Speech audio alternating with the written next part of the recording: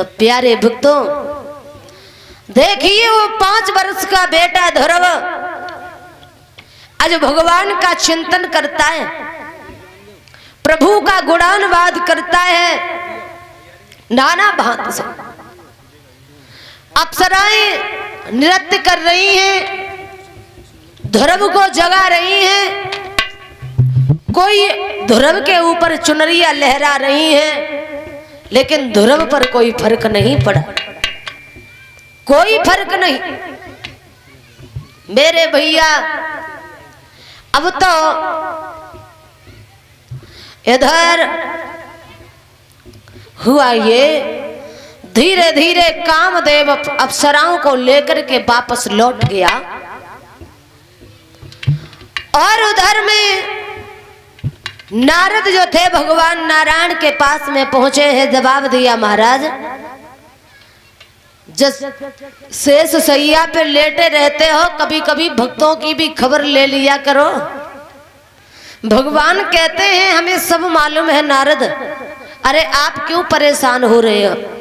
परेशान न हो, चिंता न करो, सब कुछ हो जाएगा। लेकिन मुझे मालूम है कि भक्त भजन कर रहा है, मेरी तपस्या कर रहा है, मैं जाऊंगा जरूर। लेकिन आज भगवान नारायण जैसे ही वहां से चले हैं, प्यारे श्रोताओं, धीरे धीरे वही महात्मा नारद के कहने पर भगवान नारायण वहां पहुंचे जहां पर ध्रुव ऊपर को दोनों भुजाएं किए हैं और एक पैर के अंगूठे पर खड़ा है, ओम नमो भगवते वासुदेवाय का जाप कर रहा है।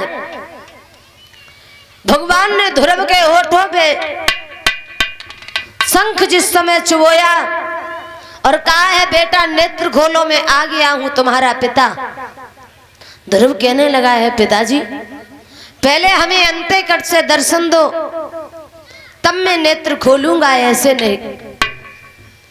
और जो ऐसा कहा है तो भगवान ने ध्रुव को दर्शन जब दिए हैं, हाय पिता कह करके ध्रुव आज भगवान की चरणों में गिर जाता है। भगवान ने ध्रुव को अपनी बाहों में ले लिया है। बोली भक्त और भगवान की, भक्त और भगवान का मिलन होता है। सुखदेव भगवान समझाते हैं, हे राजन उत्तरायण परीक्षित,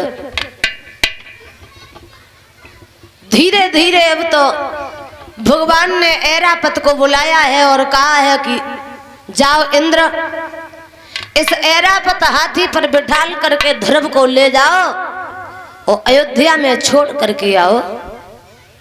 लेकिन ध्रुव से कहा, कहिए पुत्र क्या मांगना चाहते हो, मांग लो। ध्रुव कहने लगा है, हे पिताजी मांगना तो कुछ नहीं चाहता, जब जब मैं तुम्हें याद करूं बस हमें तब तब तुम्हारे दर्शन होते रहे, बस इसके अलावा हमें और कुछ नहीं चाहिए। भगवान बोले, एवं मस्त, ऐसा ही होगा, जाओ जाओ, आप जब जब आप याद करोगे तब तब हमें तुम्हें दर्शन देंगे। उस ऐरापत हाथी पर ध्रुव को बिठाला है और वहां से चले।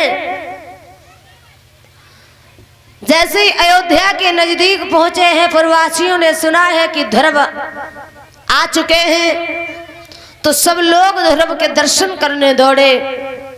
लोग झुक झुक के ध्रुव का सम्मान करते। ध्रुव ने आवाज लगाई है, अरे इंद्र अपने इस ऐरापत को नीचे बिठा लो, क्योंकि मैं अपने बुजुर्गों के साथ में पैदल पैदल जाऊंगा। देखिए भक्त की योग्यता को, उस बच्चे की योग्यता के संस्कारों को, जो अपने बुजुर्गों का सम्मान करता है, पैर स्पर्श करता है, सबका सम्मान करता हुआ अयोध्या नगरी की तरफ प्रस्थान करता है। लेकिन आजकल के बच्चों को जरा देखना, ये इनकी माँ की कमी है, माताओं की कमी है कि बच्चे को शिक्षा देना ये माता का परम कर्तव्य होता है।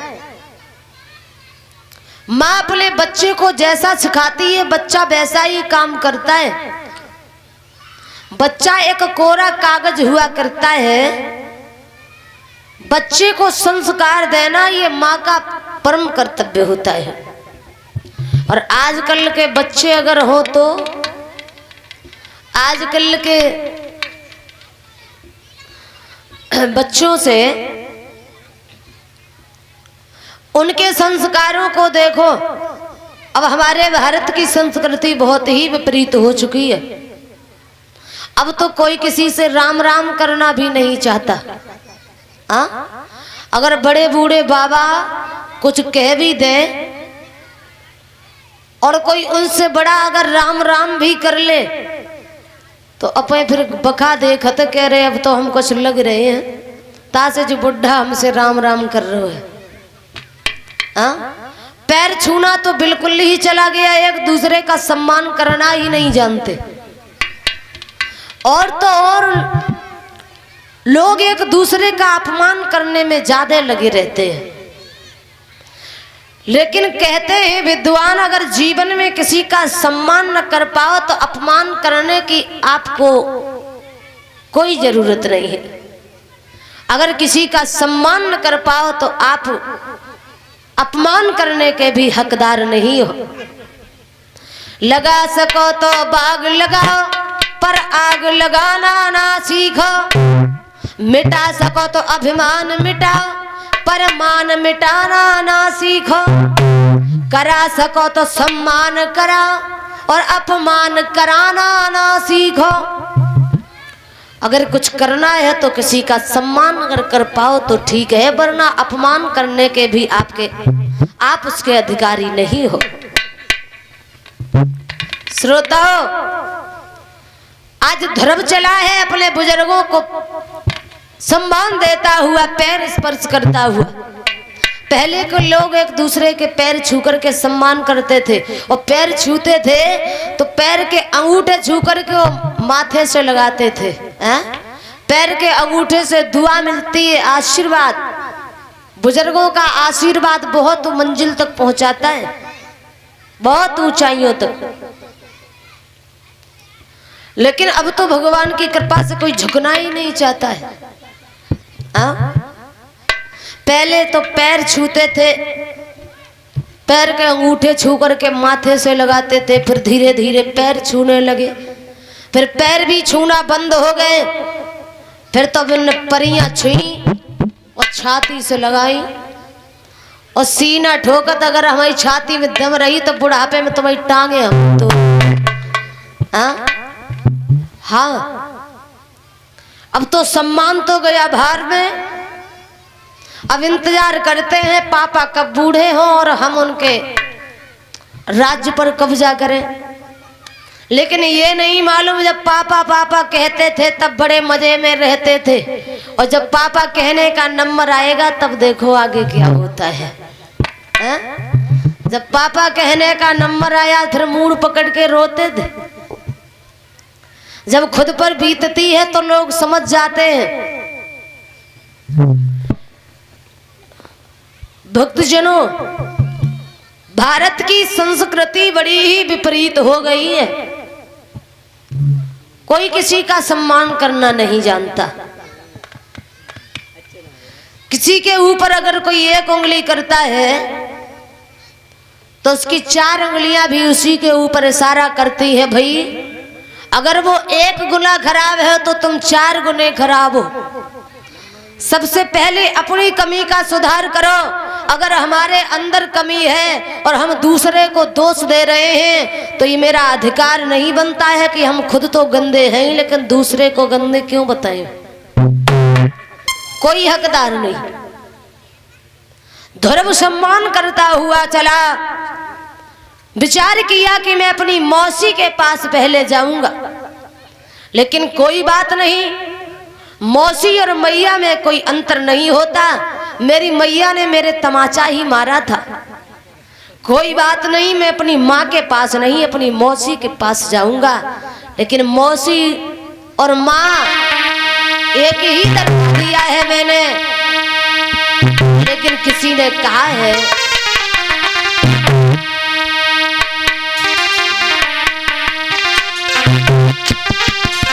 कि मौसी होती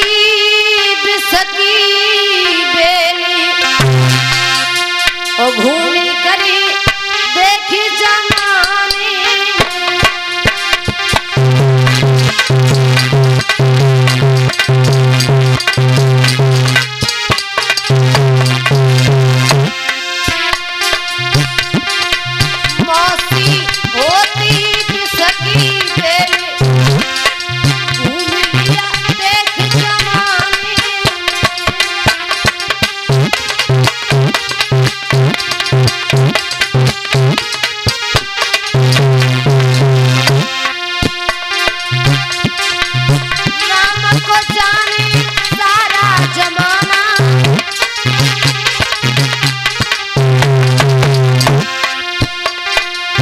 राम को जाने सारा जमाना,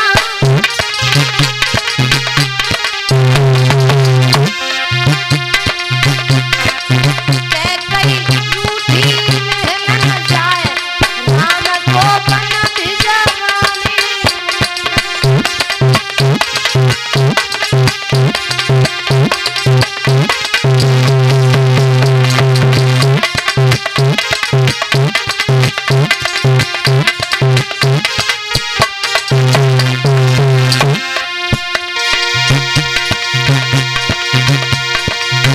धूम जमाने में देख लिया धूम जमाने, मौसी होती भी सखी तेरी, देख लिया धूम जमाने।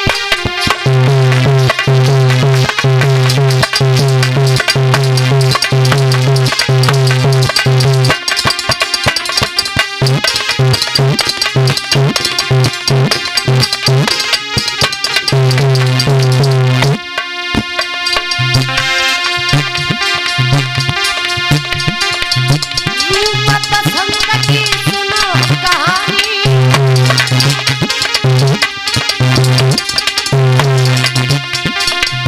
आँख में भरी आवे पानी,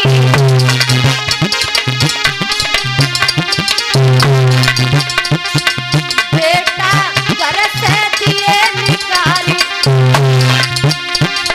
कसर क्या छोड़ी मरवानी।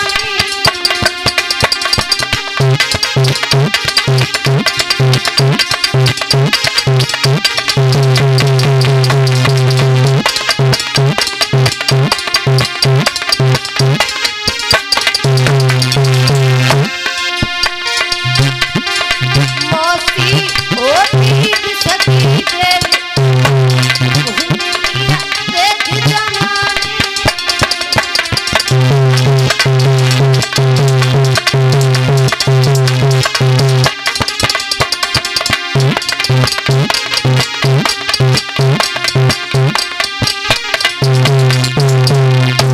मेरे भैया ध्रुव वहां से जिस समय चला तो सबसे पहले अपनी मौसी के पास में पहुंचा, आवाज लगाई, अरे भैया दरवाजा खोले। तूने एक दिन ये कहा था कि तूने भजन नहीं किया पूर्व जन्म में, अगर तूने थोड़ा भी भजन किया होता तो तूने मेरी कोख से जन्म लिया होता। अब मैं भगवान का भजन करके आया हूं मैया, नेत्र खोले। और जो ऐसा कहा है, अब मौसी शर्म के कारण छुप गई, सोचने लगी कैसे मुंह दिखाऊंगी ध्रुव को, क्या करूंगी। दासी से कहती है बहना थोड़ा सा जहर ले आ, जब ध्रुव के सामने इस काले मुंह को मैं कैसे लेकर के जाऊंगी। दासी कहने लगी तब पहले से विचार नहीं कियो, अब जब नकटी काले से मुंह को लेकर के छुपाए रही है, अब जाए के बाहर तो देखे। फिर ध्रुव ने आवाज लगाई है, मैया मैं तेरे दरवाजे पे आया, तेरे चरण को आशीर्वाद लेके तब जाऊंगा। लेकिन भक्तों याद रखना, जहां 4 लोग बैठे हो इकट्ठे और वहां पर आपका कोई विपक्षी बैठा है, ये आपसे जो जलन करता है, तो आप उसका अपमान करने का न सोचो कि 4 लोग बैठे हैं और उनके आपने पैर छू लिए, और जो तुम्हारा विरोधी है, जो तुमसे बैर करता है या तुम उससे बैर करते हो और आपने उसे छोड़ दिया, पैर न छुए, तो ये बहुत गलत है। विद्वान ये कहते हैं कि शत्रु का आशीर्वाद बहुत ऊंचाइयों तक पहुंचाता है। अगर आपका कोई विरोधी समाज में बैठा है और सबके पैर बाद में छुओ, आप उसके पहले पैर छू लो, तो वो मरते दम तक ये बात नहीं भूलेगा और जीते जी वो मर जाएगा। और उसका आशीर्वाद भी तुम्हें बहुत ऊंचाइयों तक, बहुत ऊंची मंजिल तक पहुंचाएगा, ऐसा विद्वान कहते हैं। आज ध्रुव ने अपनी मौसी मैया के पैर स्पर्श किए हैं। भाई समय पे मौसी के चरणों का आशीर्वाद लेकर के ध्रुव वहां से चला। जो मैया झोपड़ी में पड़ी थी, सुनी थी, रो रो के बेटा की वेदना में जो अंधी हो चुकी थी, जिसे नेत्रों से कुछ दिखाई नहीं देता था, आज ध्रुव ने जाए के मैया के दोनों पैर पकड़ लिए और हाथन पे चुम्बन लियो है, जवाब दियो है, लाला तू आ गया है। अरे जिस दिन से तू गया है उस दिन से जब घर में भोजन की कौन कहे बेटा, मैंने जल का भी पान नहीं किया है। तू मेरा इकलौता बेटा है, लेकिन जब बूढ़ी मैया को छोड़ के तू चला गया, मैंने तुझे बहुत समझाया। आज मैया ने ध्रुव के हाथ ने पे चुम्बन लिए हैं और जवाब दो लाला, जे बता तुझे तेरे पिताजी के दर्शन हुए हैं या नहीं। ध्रुव कहने लगा है माँ, मुझे मेरे पिताजी के दर्शन तो हो गए, दर्शन भी हो गए। माँ कहती है आप ऐसा करो कि हमें भी दर्शन कराओ, लेकिन एक बात है कि मुझे आंखों से कुछ दिखाई नहीं देता है। सोया जो भक्त ने मैया की आंखन में फूंक जब लगाई, मैया के नेत्र रसीले हो गए और ध्रुव को गोद में बिठाई के जवाब दे हे लाला, हमें प्रभु के दर्शन कराओ, मेरा भी जीवन धन्य हो जाएगा। सोई भक्त ने आज द्वादश मंत्र को जाप कियो है, ओम नमो भगवते वासुदेवाय, और जो ओम नमो भगवते वासुदेवाय का जाप किया है, आज चतुर्भुजी भगवान प्रकट हो गए हैं और ध्रुव ने और ध्रुव की मैया ने हाथ जोड़े हैं, प्रभु मुझे आपके दर्शन हो गए हैं, आज मेरा जीवन धन्य हो गया है मेरे पुत्र के कारण, जो कि जीवन में मुझे आपके दर्शन हुए। हे नाथ, क्या सेवा करूं मैं आपकी। सही ध्रुव की मैया के सर पे हाथ फेर के भगवान ने जवाब दियो है, धन्य है सुनीति, तूने ऐसे भक्त ध्रुव को जन्म दियो है जो कि दुनिया में जब तक सूरज चांद रहेगा तब तक तेरे बच्चे का इस धरा पर नाम रहेगा।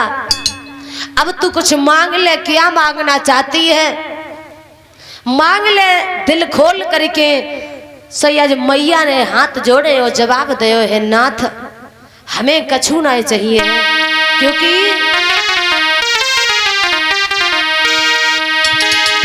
हम जब जब धर की ते हरे धरन पे स्वामी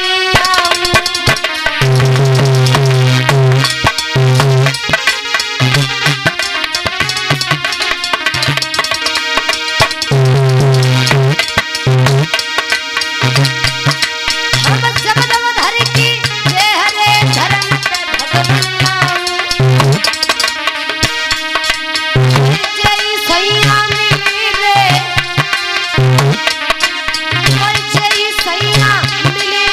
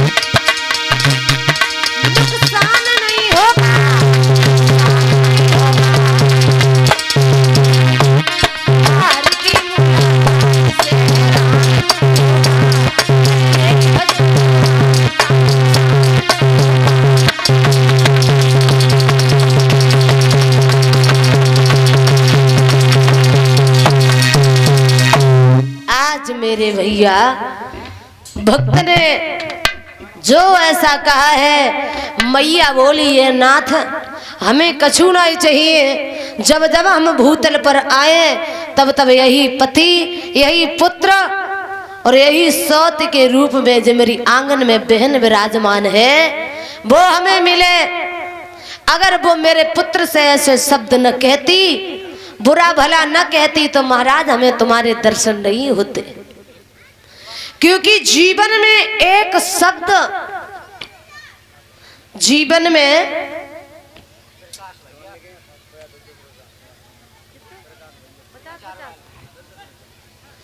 और श्रीमान प्रकाश भैया जो 11-11 मुद्रिकाओं से हमारे समस्त स्टाफ को सम्मानित कर रहे हैं, परमात्मा से आशीर्वाद मंगलमयी कामना करेंगे।